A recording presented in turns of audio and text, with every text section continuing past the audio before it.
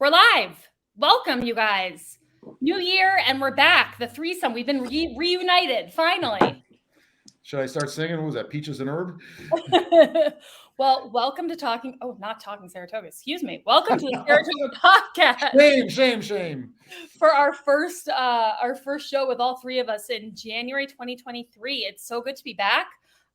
So much has happened over the last month. I know we have a ton to catch up on. How are both of your New Year's going? Adam, you've had a lot going on. I'm going to let you go first. I had a lot going on. I spent New Year's in Kyiv, which was interesting. New Year's is almost bigger than Christmas in Ukraine, so it was very interesting to be in the city without lights. There were missile attacks that night, so that made it even more interesting. But I made it safely. We did a lot of good. I want to thank everybody who supported me, and I'm kind of happy to be back with my family living a normal life for now. Where the biggest controversy is a bike lane. Exactly. Yeah, really. Well, we're so happy that you're back safe and sound, and also always so appreciative of all the good work you're doing over there, and also keeping it forefront in our minds, back here in America where things are pretty peachy as compared to the situation the Ukrainians are facing. Yeah. I mean, with our biggest problem, it seems everybody's got a secret file somewhere, huh? I know. Just let the record show I have no confidential or secret top secret office. Everything's been shredded. No, I'm just kidding. Hey, Adam, how long were you over there? It seemed like you were there for longer than almost a month. Oh wow, okay. Yeah, almost a month. Just this was the grand finale tour, I think. Okay, but go ahead. And mostly in the Ukraine. Sorry to interrupt you. Yeah. This time we spent the majority of our time in Ukraine, kind of traveling. Kyiv was our hub, and then we would travel outside. We went to some really neat. When I say neat, I guess meaningful is a better word. But we went to an orphanage, went to a dog pound, and the biggest problem there, it's winter and there's no electricity. So we were able to deliver generators, heaters, disposable heat packs, rechargeable heat packs. So I think everybody does a little picks their lane in this conflict and helping Ukraine, and for everybody who supported me on us, I think our lane was pretty solid, and we helped a lot of people in meaningful ways. So that's awesome. That is really awesome. That you were able to do all that, especially the generators. They must be like gold there, huh? Yeah. It is. It's kind of eerie to be. At night you walk around Kyiv and you just hear the hum of generators, and the streets are dark, but it's interesting. I talked to some people there. The hotels are slow, but the restaurants are busy. And a lot of restaurants you're there, or bars you're there, it's by candlelight. Now, luckily, Kyiv has a central heating system. So we were never without heat, but we were without electricity. We went some time without hot water, which was interesting. I had 7 days of clothes stretching to 14 days of clothes, which was interesting. I'm sure you smelled delightful, Adam. Yeah. I will say real quick, one last shout out. I did when we were over there. We had some Darn Tough socks donated to us. I went 4 days with a pair of Darn Tough socks, and we never know. It's those socks. I'm grateful for what they did, but those socks are really some superior socks. I don't know the technology behind them, but everything else was pretty wonky by the end of that trip. But that was one pair of socks. They held up. So thank you, Darn Tough socks. What kind of socks? Say it slowly. Darn Tough socks. They're made in Vermont. They donated like 250 pairs of socks. The majority of them went out front to the defenders of Ukraine, and it was funny. We got multiple responses like, "Hey, thanks for the generator." Blah blah. Wow, those socks are amazing. And so it's incredible what a good pair of socks can do. And again, this seems like a shameless plug, but it's really I'm a Darn Tough sock guy now, and I know you can order them online. I know you can get them in Vermont general stores, but they're definitely worth the investment. They're great socks. Well, especially if you're not going to be able to wash them you're going to be in them for a couple days. I know what I'm going to be getting people for, birthday stocking stuffers for the next little while. I mean, that sounds like I'd love to support a local business like that, especially one that's been so generous with their product and helping you. That's awesome. Yeah. So Darn Tough. Speaking of darn tough, should we pivot What? into city politics, guys? Hard left. Good segue. You get the good segue of the month award there. Yeah, that was supernatural. So it's a new year. The city council that was elected last year is entering their last year, the end of their 2-year term. And there is, just as much dysfunction as there was in 2022, but we have the added kind of wrinkle of the fact that the election season is now starting, basically. And it seems super early. It's January, not even February. But this is actually when the local Republican and Democratic committees start interviewing people who are interested in running for office and giving out endorsements in February, and then the process starts. So it should be a really interesting next couple of months. And to that end, I would also say, if anyone's listening who is interested in running for office here in Saratoga, for any one of the city council seats or for the supervisor positions, contact your local Republican or Democratic committee. This is a time to get your name in and, make the change you want to see. School board as well. School board elections. School board as well. And actually, there was some really interesting school board news that I want to go over as well with you guys. Actually, should we start there since you brought it up? Go for it. So at the school board meeting, I'm going to forget the date. It was a couple weeks ago. The issue of SROs, school resource officers, and adding 2 additional school resource officers, primarily to focus on the elementary schools, which have no current SROs in them, came up and finally kind of came to a head at the last BOE meeting. For the last many years, 4 or 5 years now, this has been like one of the most contentious debates at the Board of Education, and between a faction of people who are very anti-school resource officers and having any additional police officers with a weapon on them in our children's schools, and a faction that is, in the polar opposite position and really wanted to see SROs in schools. So after several years of being completely deadlocked, the insurance company that our school district uses to come in and make safety recommendations made the recommendation this year of adding 2 additional SROs. And so after lots of heated debate and a ton of really impassioned public comment, the school board voted 5-4 in favor of adding these 2 additional SROs to our elementary schools. So I personally was delighted about it because I think that SROs have an incredibly positive impact on children. They're not there to make arrests. They're not there to be punitive. And they really stop a lot of problems before they start and connect kids to resources that they might need or develop issues before they bubble up into something that could potentially become violent. So I personally was thrilled, but it was a long time coming, and I was actually really surprised that it passed. John Ellis is one of the school board members, and he was kind of the swing vote, and he this time around voted in favor of the SROs. So there was a big development. Yeah, I went to the school board meeting where the insurance company gave their presentation about the SROs, and the public comment. If you listen to public comment, we certainly Saratoga is not.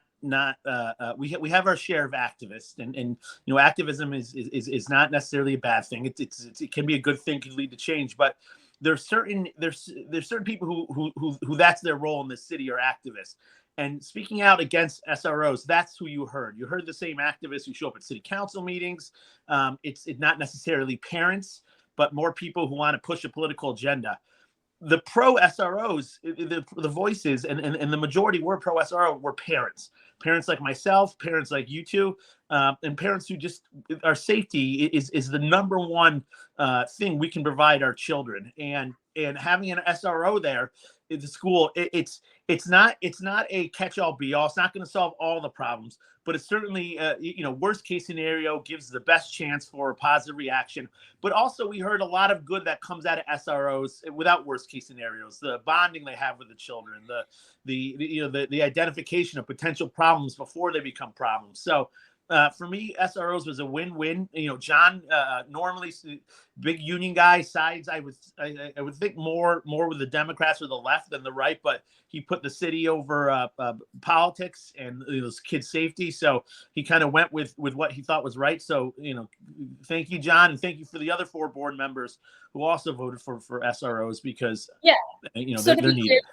people know, it was Dean Colligan, Erica Borman, Connie Wyatowicz, Amanda Ellithorpe, and John Ellis who voted in favor, and Natalia Latakia, Tony Crackler, John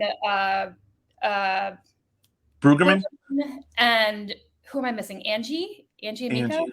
Yes. Yeah. Were the 4 who voted against. Dan, I really want to get your POV on this, but then I also have lots of comments about how this kind of debate happened. But go ahead. Most of what I know about this, Robin, I've learned from talking to you and then Adam in the earlier months, as he said, he's attended the meetings. That vote was disheartening. Yeah, it went the right way, but 5-4 is disheartening. And I won't steal your thunder because you pointed out and I think you're going to point out again how they gave one reason, and then when that reason didn't work for them anymore, they shifted and came up with other issues. So that is disheartening. The 3 of us are pretty moderate in here. We lean conservative on a lot of issues, but we also lean to the left on some other issues. So I'm cognizant when it's talking about police and guns. I recognize I may have a bias, but to me, this issue of SROs, and again, all the great things the SROs do, the security is, although it's really number one in importance to safeguard the children, it's a small percentage of what they actually do in a day. And but yet that security is so important. And I just, a lot of things to the left, I hear them out. I recognize their points. And sometimes on certain issues, I agree with their points. But on this one, I just cannot fathom. It's just so counterintuitive to me why you wouldn't want a school resource officer in your child's school. Adam, to your point, probably most parents do. Not all, but most. And it's maybe the activists and that are sticking their nose in school because it's fertile ground. Yeah, so, to me, this just means Saratoga in the greater school district. If you want, you have to at least pay attention and vote, because I think a lot of issues, if everybody's forced to vote, a lot of these issues would be no-brainers passed or not passed. But people just they kind of assume the next guy is paying attention. So, guys, can you hear me? Yeah, and you just cloned yourself. Yes. And now you're gone. There was a glitch in the matrix with Robin there. Yeah. There's a serious glitch in the matrix. I think I am up twice. I don't know how or why. Robin, do you know how many people in Saratoga Springs are horrified that there's now 2 Robin Daltons? I'm sorry. No, there's 3. There's going to be 3, Adam. She's frozen. She's going to come back in. Yeah, I don't know what's happening. Yeah. So I'm sorry. I don't know what's going on with my Wi-Fi connection, but if I may, I wanted to point out kind of some of the frustrating points of this debate and why I found it to be so personally irritating. So the 4 members of the school board who voted against the SROs all campaigned saying that they were not against SROs, that their number one priority was following the recommendations of the insurance company when they did this security audit of our school district, and that they followed those recommendations, and they weren't anti-SRO and they weren't anti-law enforcement. And then, push comes to shove, and we have this year's safety audit, which recommends 2 additional SROs.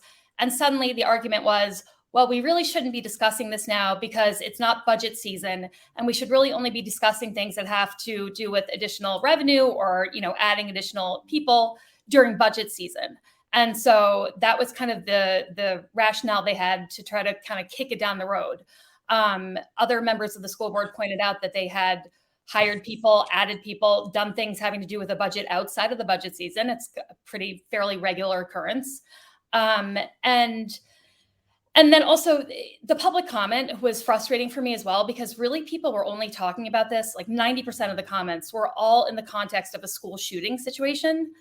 And to me, obviously a school shooting situation is unfathomable and like your worst nightmare, but it's also the least likely thing that's going to happen that would require an SRO in our schools.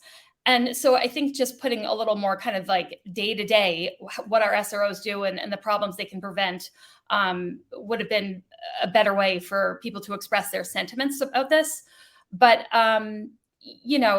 we also have an SRO in our high school. We have 2 SROs in the middle schools, and the Board of Education has no problem with that. Everyone speaks, so highly of them, from the students to even people who are coming to public comment against SROs would say, except for Officer Barrett, we love Officer Barrett. So we have SROs in our middle school and high school, and yet our youngest children, who are the least prepared and least knowledgeable about what to do in the event of, say, a shooting, are the ones that don't have the SRO, on campus. And to me, that's just, there's no way to make that argument logical, to prevent SROs from being in the elementary school, or to kind of fight back against this audit by using the budget excuse. It was really disheartening. I expect better from people who we elect to serve to represent our students and administration on the school board. These elections and the school board elections, God bless anyone that sits on a school board. Yeah. It's, you talked about how little you got paid, Robin. They get paid nothing. I'm sure they're taking calls at 9:30 at night and things like that. But at the same time, they do have a duty to represent the people and the students and everything. And it just seems like they're, at least in some cases, their politics are taking over their duties. Well, it's been the same group of people who have been serving now for a couple of years, and I think they're just all very entrenched in their positions. The positive way to look at it, I would say, is that we have a community that are all incredibly passionate about the safety of our children. And although we may see that as happening through different mechanisms, everyone's really committed to it. And, in my opinion, we should be doing everything possible to ensure our children's safety, whether it's SROs, more mental health services, everything that was suggested should be acted on to do our best to keep our schools as safe as they can be. Robin, let me ask you a question. And so now that we have SROs, let me play devil advocate a little bit. As far as, SROs, for people who don't know, are trained police officers, right? They're not security guards. Active duty, yeah. They're active duty police officers. So, theoretically, they have the utmost training in firearms. But the SROs now currently, they do wear traditional police gear, correct? Yep. Yeah, I mean, I wonder if there's and these are the debates we should be having, right? Is there something saying, all right, I understand that they should be carrying a firearm, but can we tone down the outfit or something? Can we tone down and would that have a meaningful impact? As far as addressing some of these concerns of police officers can be intimidating. So it's kind of a so children who grew up, maybe without the best impression of police officers, it's a softer blow to them. Is that something we should be talking about? So, I think it's really interesting you brought that up, because one of the compromises I was kind of brainstorming, which wouldn't really work out in real life because of contractual reasons, I would guess, is that I thought maybe for elementary schools to reach an agreement, the SROs would leave the firearm, not bring their firearm, but have all of their other, tools, such like their taser, pepper spray. They have, several other mechanisms that they can use in the event of an attack or to stop, a dangerous situation. And I thought maybe that was a compromise we could reach, although it probably wouldn't have been approved by the union. But I thought, those were the kind of things I was brainstorming as well. Adam. Right. I would disagree, thinking I think the firearm is the most important thing they should have on them, but maybe not the other things. But again, these are kind of the moderate, centrist conversations that I think we should be having, because it's, at the end of the day, the pros, I think we, far outweigh the cons. So, but how can we make it the best possible solution? The thing about the gun, and Dan, correct me if I'm wrong here, but I did do a lot of research into this. And the one thing I really relied on was the FBI did a report on school safety and school shooting incidents over the span of about 10 years. And the percentage of times that a school shooter was stopped by an SRO with a gun was like 0.3%. It was like next to nothing. Yeah, but if it's once, right? I'm just saying, if say we were deadlocked, do you know what I mean? Yeah. To me, that was a palatable compromise. But we also heard extensively from our current SROs and they really talked about how they connect with kids who they know are uncomfortable, intimidated, or fearful by a police presence. And they used examples that I thought were, they seemed tiny, but they were really kind of meaningful to me. Like one of the SROs was saying that he carries like a Nerf football with him when he's walking up and down the halls. And if he sees a kid or a group of kids coming that he knows might feel uncomfortable around his presence, he literally tosses them the football and they toss it back. And it's just like a little way to connect. Yeah. it's important to note, if I could just say, and you know the SROs better than me, but I do know the officer a little bit. He's seemingly everywhere. I see him at the working the track. I see him working the schools, and police departments know the average police officer or some police officers just aren't right for that position, and some are. You don't want Tackleberry. Remember Tackleberry from the Police Academy movies? You don't want the 6'5" linebacker that's harsh with people. And a lot of police agencies have that. They've got the people that are better at doing certain things. So they usually pick the right person to be the SRO. I'm really glad you brought that up, Dan, because actually Officer Barrett in particular, and actually all of the SROs specifically wanted this job because they wanted to work with kids, and they get extra training to be able to do that effectively. But these are all people who really want to be in schools helping our kids. So it's not like they're being just randomly assigned this position. And they often have kids in those schools themselves. Yeah, and it shows in their work. And also, just from a staffing and budget perspective, in Saratoga, we obviously have our biggest public safety needs in the summer. And so to have an active duty police officer who during the school year is in our schools, but then in the summer is free to help us where we need it the most, which is downtown, foot patrols, et cetera, is really kind of like a winning combination for this city. Absolutely. Well stated. So I see, I can't think of a smooth transition like I did before, but I see that I think we have Ed Lindner joining us. And I want to bring him in because I want to do a little left turn and talk bike lanes. Let me see. Ed. Oh, I see him. I don't see him yet. Do you see him? Well, the screen popped up, but it's blank. All right, I'm going to take him off for a second. We'll kind of set up this next topic we wanted to talk about. So people who have lived in Saratoga for even like a year or two or three know that the issue of bike lanes sparks an outrageous amount of controversy in the city. It brings out a lot of passion for people on both sides. And it's not really something the city has ever been able to tackle effectively to date. We have a few little bike lanes. We have one on Lake Avenue that I think is actually atrocious and something I wanted to talk to Ed about. We have one on North Broadway, but we really lack any connectivity.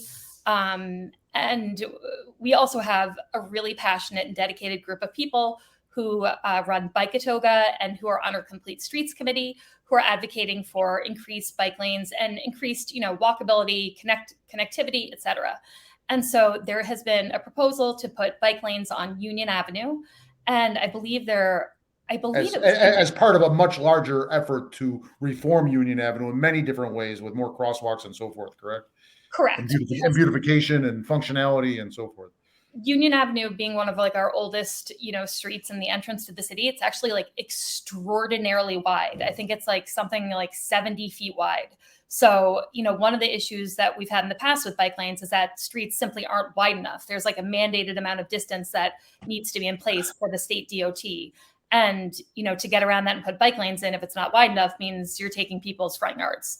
So Union Avenue, just by virtue of how wide it is, does really lend itself to this kind of a project.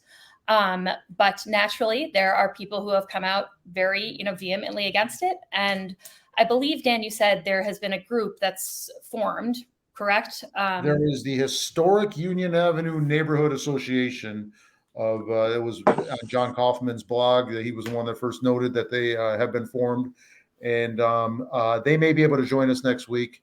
And they're, one thing one of the members pointed out to me is they're not against this plan.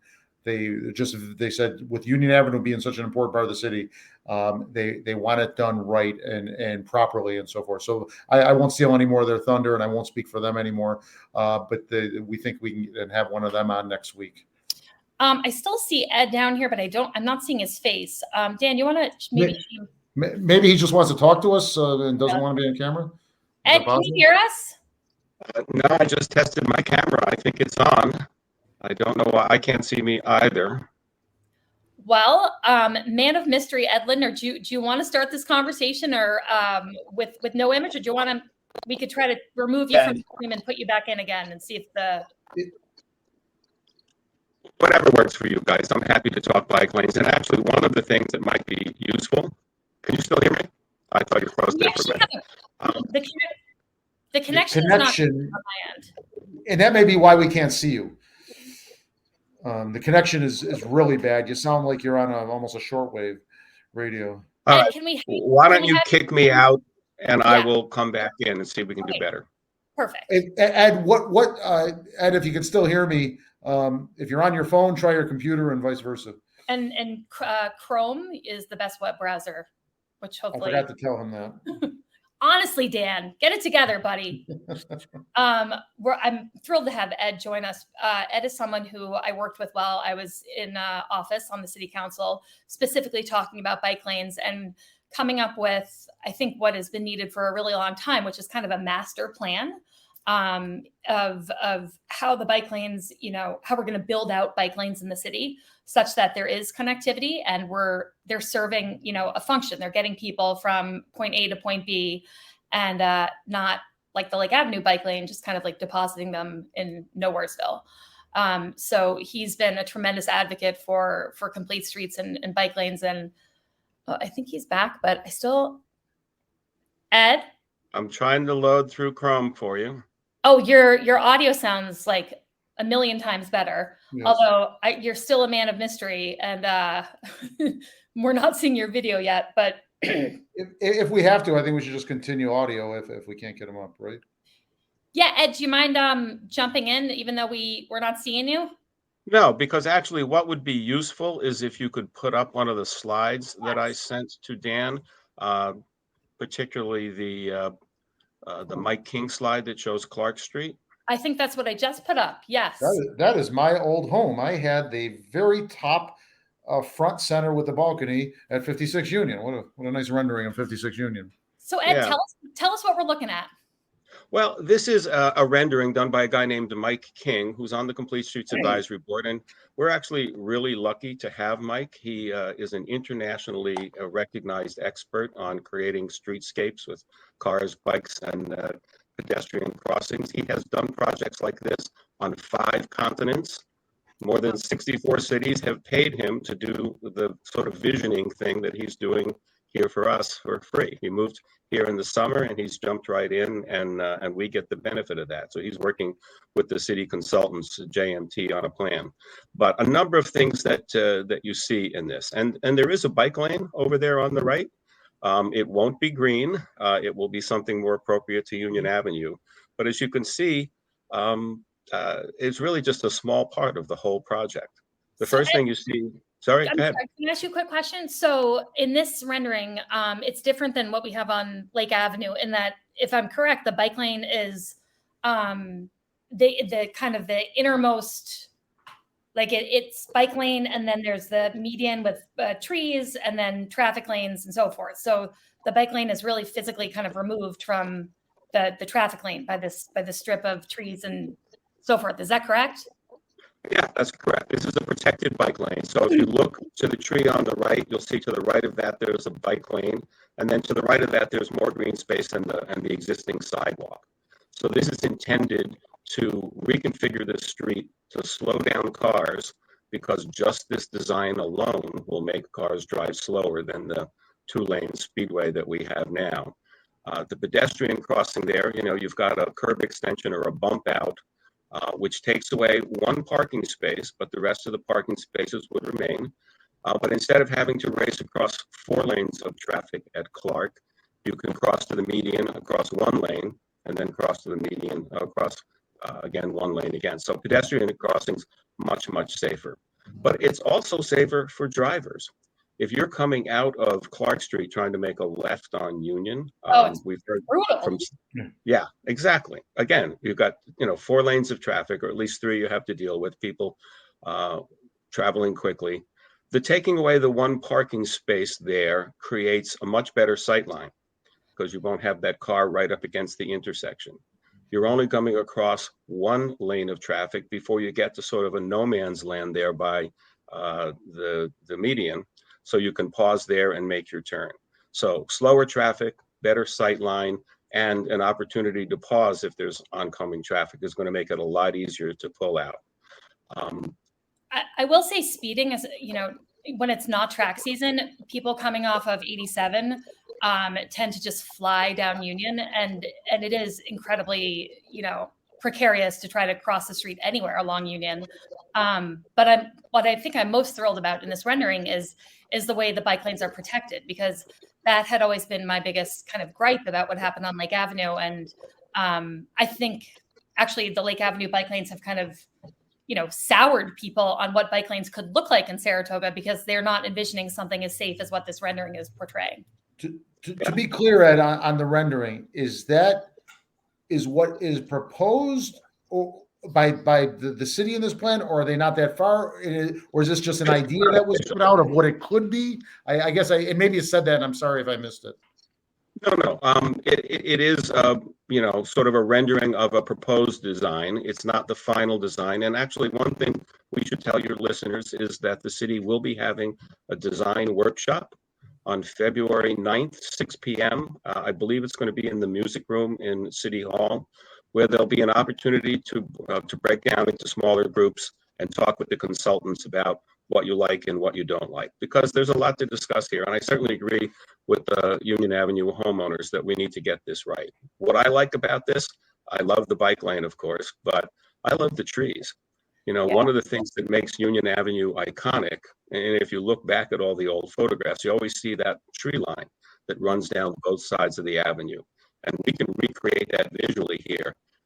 That green space there is wide enough that you can put in real trees. The trees on Union Avenue in the stretch from Clark to Circular Street, some of them are a little crowded. There's not a lot of space there for them to work with. So all of those things could happen in this design. What most people notice is that instead of 4 lanes, there are 3 lanes. And that's the subject of, I think, understandable concern, because the question is, when the track gets out, how's that going to be handled? And if you can put up the other slide, maybe we can talk about that. And while she's doing that, a quick question. This workshop on February 9th, anybody can show up and be part of this process? Absolutely. Please come.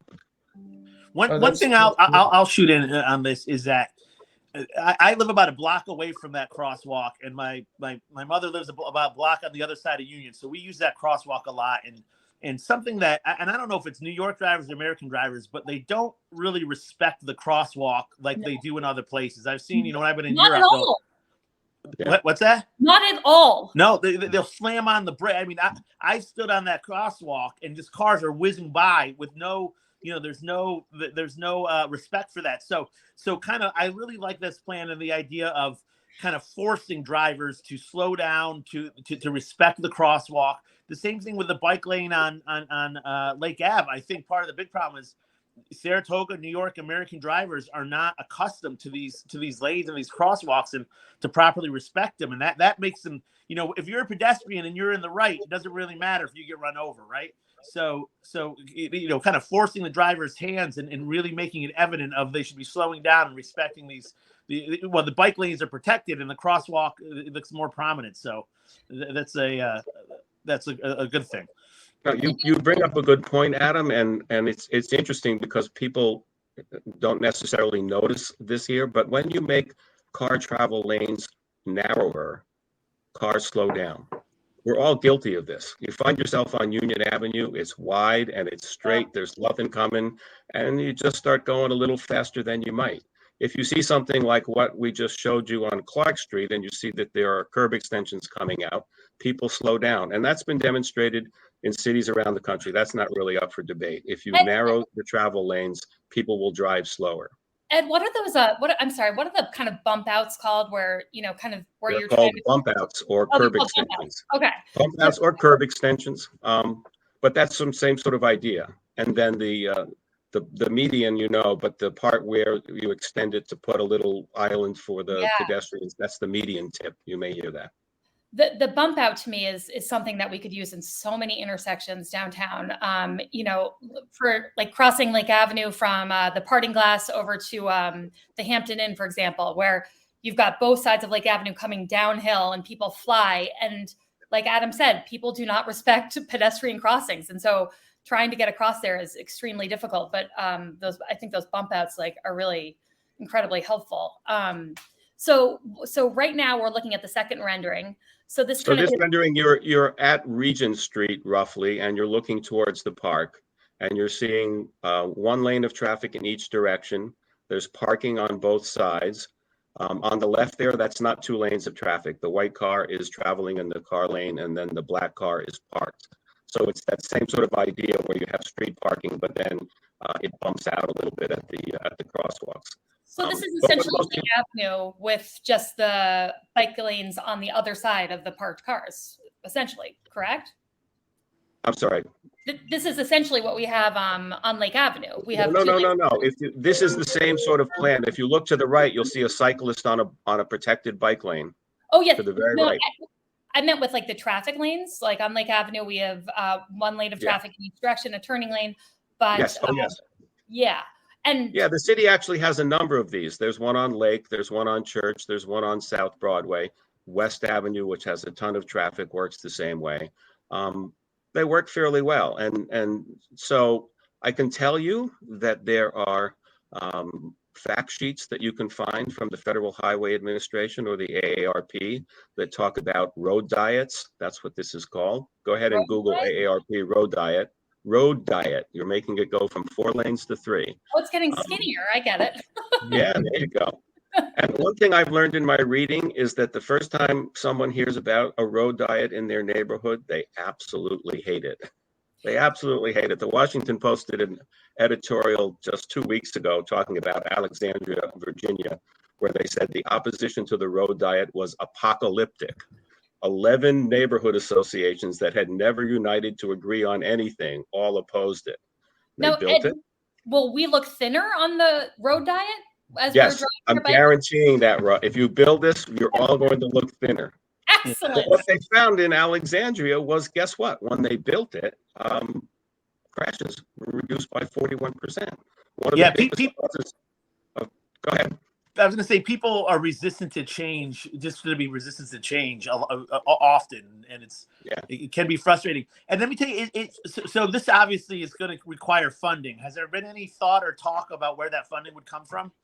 Yeah, I think there are a couple of ways to go. I think, and it's a multiple stage process. Obviously, the city needs to have some skin in the game, but there is a state, what do they call it? Grant The of state something route. Sorry, I forgot what the name of the grant is. That the city has already gotten. They're using some of that money. The state touring route grant. Sorry, the state touring route grant. The city is using some of that money for Grand Avenue. And there's, of course, a lot of money in the bipartisan infrastructure bill. This is a great time to try to build bike and pedestrian infrastructure, because there's also a climate aspect to this.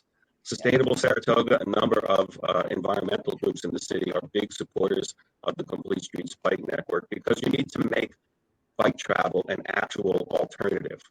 Robin was talking earlier about the lack of connection, and that's a real problem. You don't drive your car on streets that don't go anywhere. Why should you ride your bike on bike lanes that end halfway to town? Studies show, and it's common sense, when you make a full network, when you make it comfortable for people, families with kids or seniors with e-bikes, people who aren't comfortable riding in traffic, then usage goes up. And, there's a whole lot of trips that we all take 5 miles or less to run to the store that you could and would enjoy doing on a bike if it were safe to do it. So. And, Ed, I think there's so much conversation about affordable housing and getting more affordable housing in the city. And I think one of the things that people always kind of miss in that conversation is that has to come with access to transportation that doesn't involve owning a car. And so I think this really kind of goes hand in hand with, we have CDTA, but that's not sufficient. This just gives another alternative to folks who don't necessarily own a car, which I think is terrific. And even for families that do own one car, I mean, you have families where both parents work. One parent takes the car to work and picks up the daughter from soccer practice. The other parent rides a bike. We're talking about that. The issue with trying to find workers in Saratoga Springs. It's very expensive for people to live here and still work in those kinds of jobs, but they do work in the neighboring communities. So if we make it safe for them to cycle in from Wilton or from Boston Spa, I think it improves the workforce pool in terms of trying to find good quality employees. So let me talk about this road diet, just one thing so people know what they're looking about. So you see there's one lane going towards the park and then the center turn lane. when you leave the track now, we all know it's not great. You get into a line of cars, people in the left lane, they're stopping to turn left on Nelson, they're stopping to turn left on some of the side streets, even turning right, there's pedestrians. When you get to Circular Street, it's 2 lanes, right? Yep. The left lane goes left, the right lane goes right. There's a traffic light, and the reason it backs up is because when you make a right turn onto Circular Street, you go a short way and then you try to make a left. There's no signal there, not a left turn signal. I mean, that's what we have now. It's not great.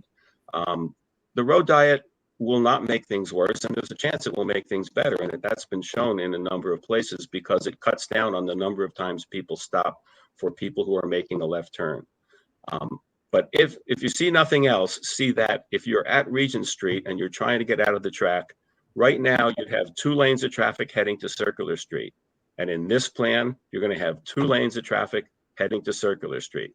The right lane is going to turn right, and the center turning lane all the way down is going to turn left. So I want to see the traffic studies. I want to see the consultants explain this to people in a way that they will understand. But road diets around the country have been very successful. And is there still a sidewalk on the south side there, or the right there's side? a sidewalk on both sides, yes. Yeah, so there's a grass median between both, right? Yeah, so if you look at the left of this picture, you see pavement, then greenery, then a bike lane, and then on the left, there's a sidewalk there on the other side of the street lamp. That's and awesome. It's a little harder to see on the other side, but the sidewalks absolutely maintain. One of the things Mike King, who I described earlier, likes about Union Avenue is the beautiful sidewalks. We're not losing those. Well, I just have to say, I feel like this for me just addresses so many of the issues I had with the one bike lane that is, most visible at Lake Avenue. The safety concerns are addressed. And also Lake Avenue seems to handle a ton more traffic than Union Avenue does in the off season. It's a truck route. It's very congested, but it's not, you're not sitting in traffic jams, and they have the same kind of layout of the lanes as what we're looking at right now. So, I'll speak up a little bit in defense of the Lake Avenue bike lane. I ride it all the time because it goes to my house, and so it is actually useful to me. I understand why it was built at the time. It was that let's get something done and start to see if we can build this network. You can't build a network unless you start by building one piece at a time. But I think everyone would agree if we had the money, it would be better for that to be a protected bike lane. It's functional the way that it works now. It would be better if it's protected. But honestly, I do ride it all the time. And one of the great things about bike lanes that actually makes drivers more comfortable is that everybody knows where they're supposed to be. Well, one of the things that Fritz, go ahead. I don't know about that on Lake Avenue, only in that it is so poorly marked, the bike lane, that, it's a single white strip. The markings that had initially been put down indicating it was for bikes have long since faded. And to me, it's just incredibly dangerous situation. It makes me nervous to know that you're using it. But it was also really pitched when it was rolled out for kids who are traveling to Lake Avenue or Caroline Street, Elementary, or St. Clemens. And I mean, I don't know a single parent that would let their kid ride down that bike lane. Yeah. So anyway, my point. You'll never get an argument from me for making a bike lane better. Clearly, a protected lane would be better. But I will say, if people are interested, the National Association of City Transportation Officials, NACTO, just Google all ages and abilities design. They have a wonderful design guide for building bike and pedestrian infrastructure for all ages and abilities. And one of the things they say is, there's a lot of riders out there who say we don't need bike lanes because I can ride in traffic. Most of my Bikeatoga friends can ride in the city now. We're not building the bike lanes for middle-aged men in Lycra.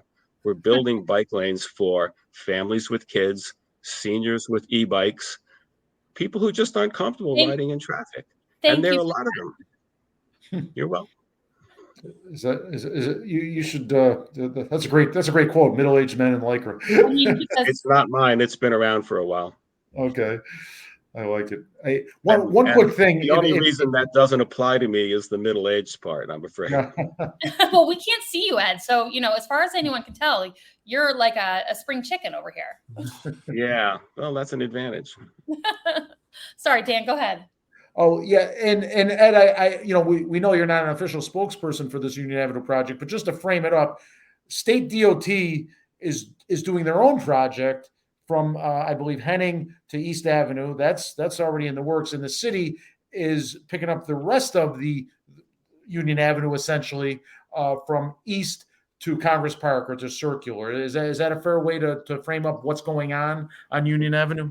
Yeah, that's exactly correct. I mean, Bikeatoga's mantra is no more half bike lanes. The state of New York is going to pave Union Avenue, as you said, from Henning Road to East Avenue because that's state jurisdiction in the outside district. And they're going to put in a 5-foot paved bike lane. So we need to continue that all the way to the park. I mean, if you look at a map of the city, fully a third of the city landmass is east of the Northway.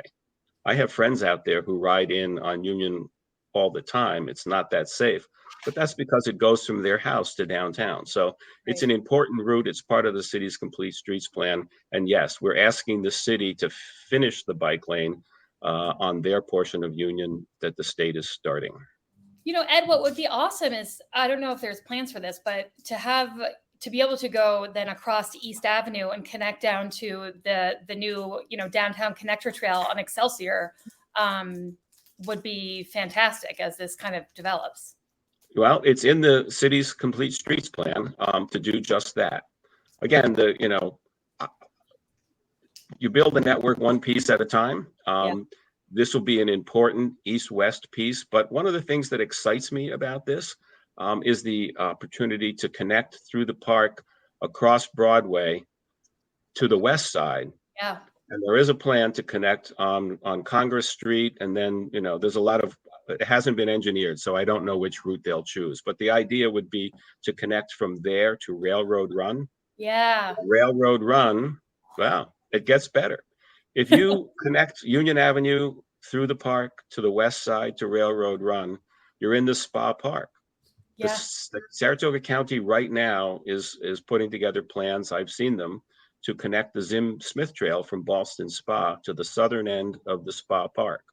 Wow. And the Zim Smith Trail runs all the way to Mechanicville, where it connects with the Empire State Trail, 750-mile trail that runs from New York City to the Adirondacks to Buffalo. So that if we do our part here in the city, we build Union Avenue and we build this connector to Railroad Run, someone could leave Midtown Manhattan on their bike and they could ride all the way to downtown Saratoga Springs and out to Saratoga Lake. That's what I want to see. Now it sounds like you're describing the guys in the Lycra again. I got to tell you. Well, you'll be surprised. I've gone on a number of long distance rides, and they're mostly older couples. No, I'm teasing.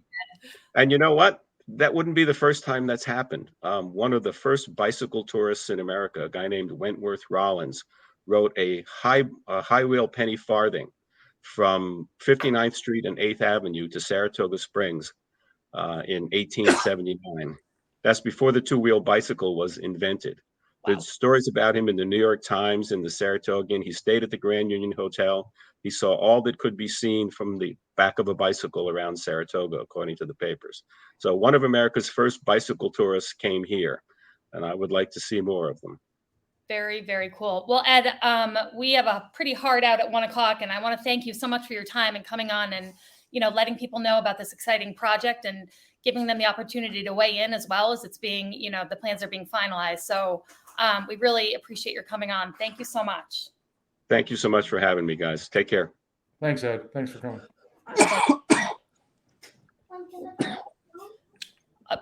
We need more renderings on here. We need more artwork. We need more visual aids for our viewers, like what we have on the screen right now. We should do that. Dan, if you would learn how to upload the PDFs like I do, we could have visuals all the time. I did my part. I got them to you. Here you go, Robin. Figure it out. So I just had a 6-year-old intruder invade my office. And I know we have to wrap up. Do you want to do a quick cheer and jeer for the week before we go? Yes, I've got a special thank you I want to start off with. All right, go for it.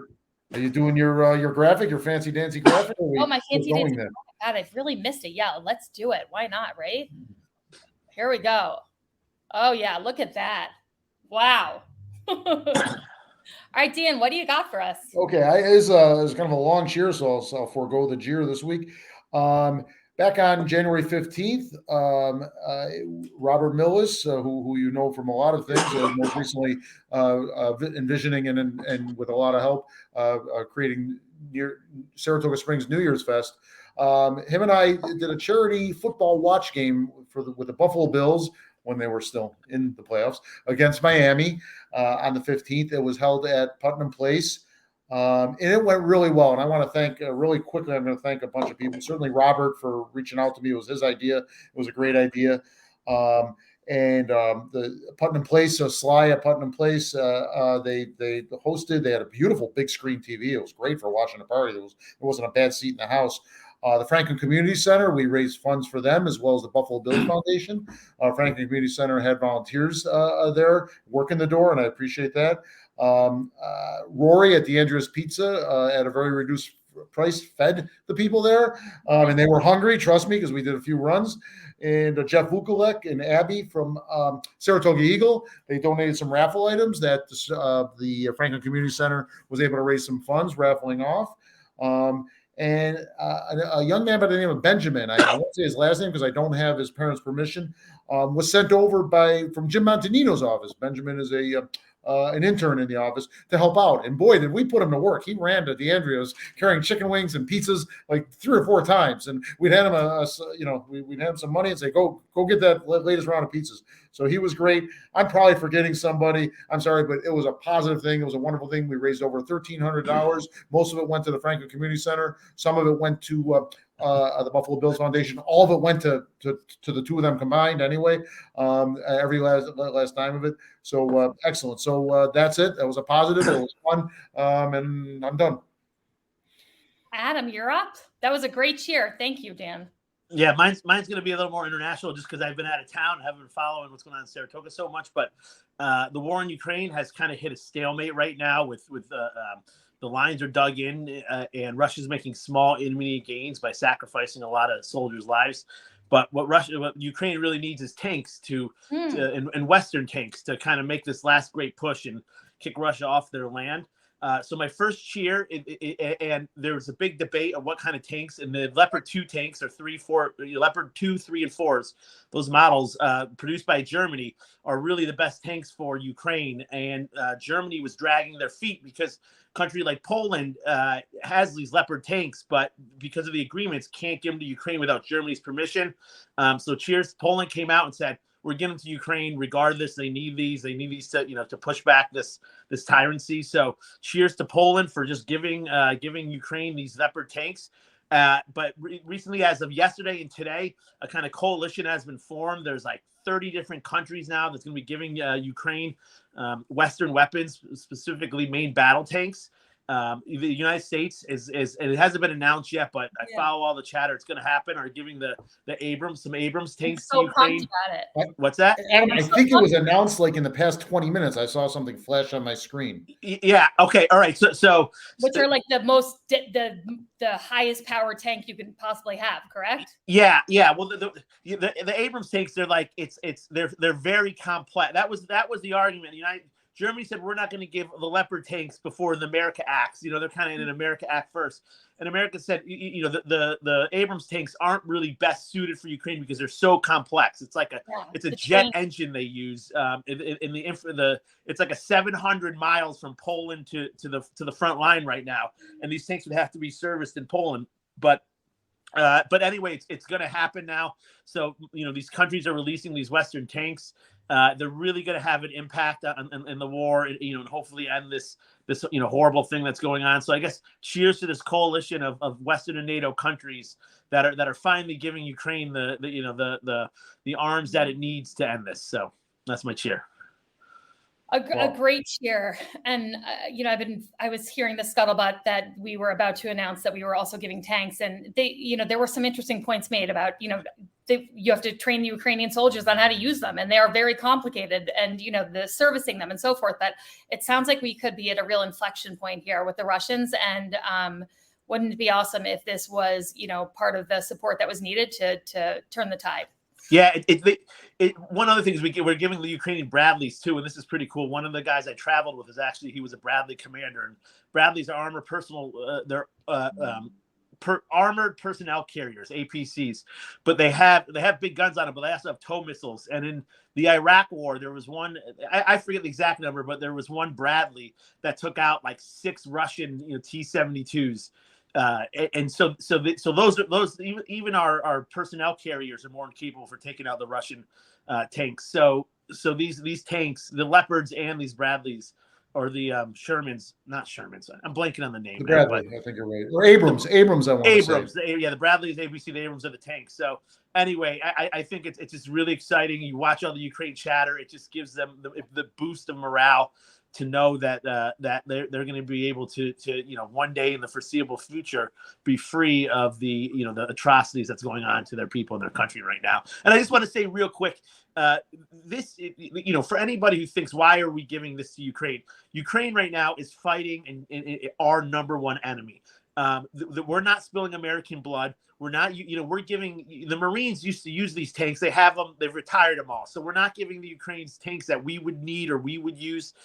These are tanks that are sitting in storage right now that are being mothballed, that are of no real significant use to America right now, that are going to be used against America's greatest enemy right now in Russia. So it's really a small price to pay. The Ukrainians are the ones paying with their lives, paying with their land, paying with their homes. So it's a small price to pay to keep democracy and American values, and keep in this world and keep us a free world for the people who want to be free. So anyway, cheers to those countries. Adam, I think your next challenge should be, I'm quite certain we have a tank sitting on Lake Avenue next to the History Museum that's just, sitting vacant. So if you that's can a Sherman, I will fire that puppy up. Yeah, fire that puppy up and get on going, Yeah. This all is so positive, although at the same token, I'm kind of like, why didn't we just give the Ukrainians the tanks like right off the rip? Like, why, if I were in charge, I'd be like, give them whatever they need right now. But anyhow, I'm obviously not, but I'm glad this is all happening.